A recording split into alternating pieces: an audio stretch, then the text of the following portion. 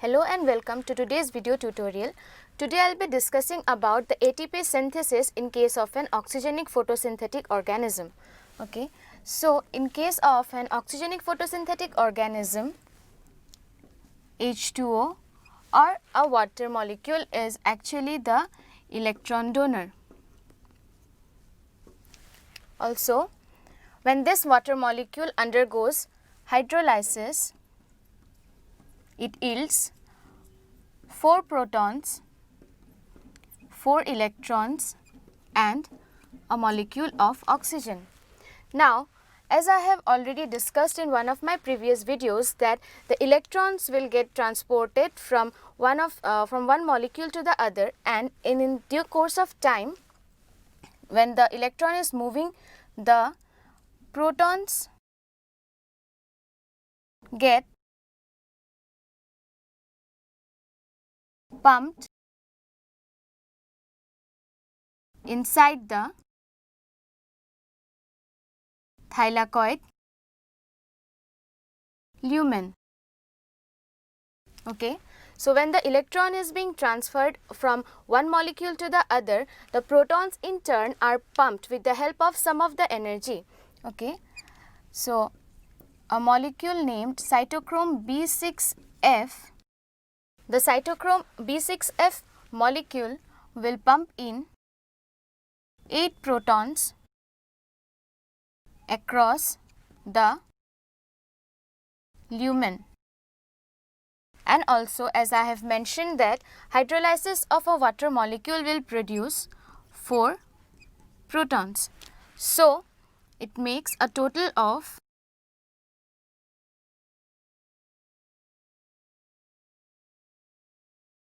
12 protons that will be pumped in towards the lumen of the thylakoid. As a result of this pumping inside of the protons, there will be a increase in the electron gradient of the protons, and it will lead to a proton motive force. Now, due to generation of this proton motive force, there will be a outward push, or the protons will try to move back across the thylakoid lumen towards the stroma, which will occur through ATP synthase. The ATP synthase is present in the thylakoid membrane, and it will help in passing of the hydrogen or the passing of the protons across the membrane towards the stroma. Now, as these protons move from inside the lumen towards the outside stroma, there will be production of ATP. Okay, there will be production of ATP molecules. So, according to a number of estimates, it has been found that one molecule of ATP will be produced when 3 protons move across the ATPase. Okay. So, we can calculate from here that if 12 molecules of protons move down, so there will be production of about 4 ATP at the end of the oxygenic photosynthesis. Okay. So, at the end of oxygenic photosynthesis, we can see that there are 4 molecules of ATP that are produced and 2 molecules of NADPH. So, this is the overall estimate of the number of ATP that are being produced at the end of oxygenic photosynthesis. Now, I will continue with another type of light reaction, that is the cyclic photophosphorylation. So, till now we have gathered an idea about the non-cyclic photophosphorylation and about the ATP synthesis that takes place in this non-cyclic photophosphorylation. Now, let us move to another topic related, that is the cyclic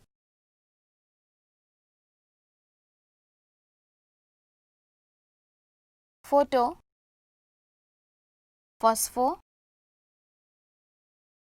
phosphorylation.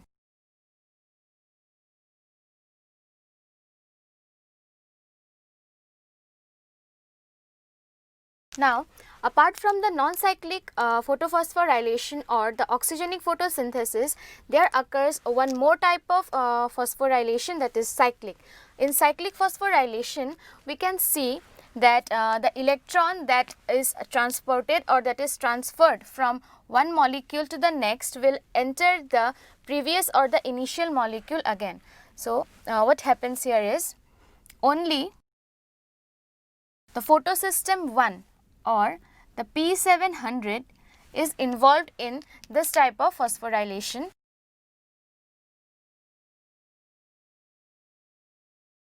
No involvement of PS2. As I have told that in the previous video, that the electron flow that is flowing through a number of molecules, it is coupled with pumping of the protons inside the thylakoid lumen. So, similarly in this type of phosphorylation also there will be a inflow or pumping of protons across the thylakoid lumen, and this occurs during the movement or during the passing of electron from cytochrome B6F. So, what happens is that the 4 electrons that passes through this cytochrome molecule will pump in 8 protons inside the lumen, and in turn will create or will generate a proton motive force, or we call it as PMF, just like in the previous kind of the phosphorylation. Okay, and when these 8 molecules reaches inside the lumen, there will be a electron gradient, there will be an increased electron gradient inside the lumen, which will force these protons to move back into the stroma.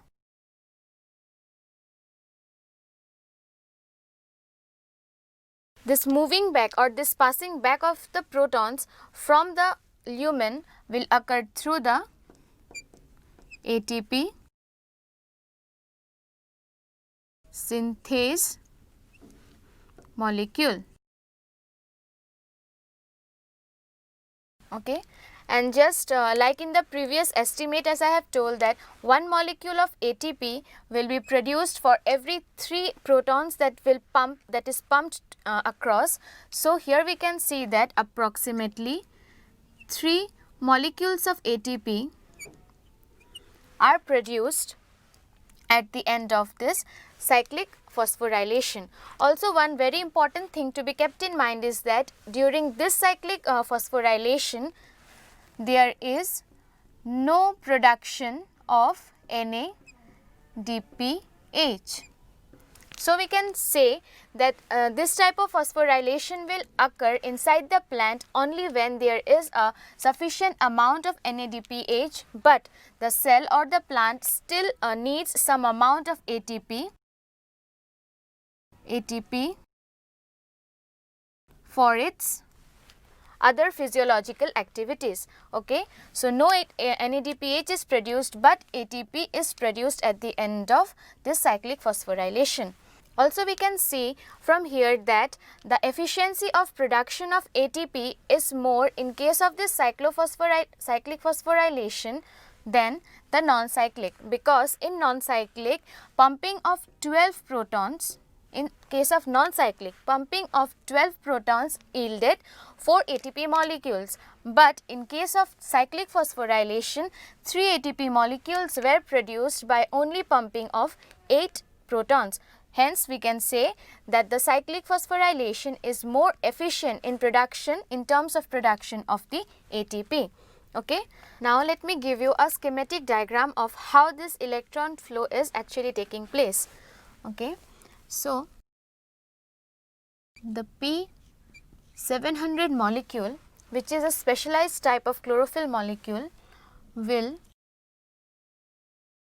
absorb 4 photons or 4 energy packets and get excited to form P star. So, this is an excited state of P700. Now, this P700 will release a electron, which we also call as the photo-excited electron, which will be first taken up by A0, which is also a kind of chlorophyll molecule, followed by A1,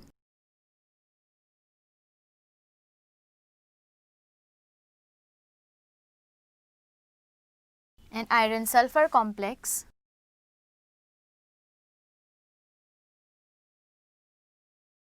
ferredoxin, cytochrome B6F, and finally by plastocyanin. And lastly, this plastocyanin will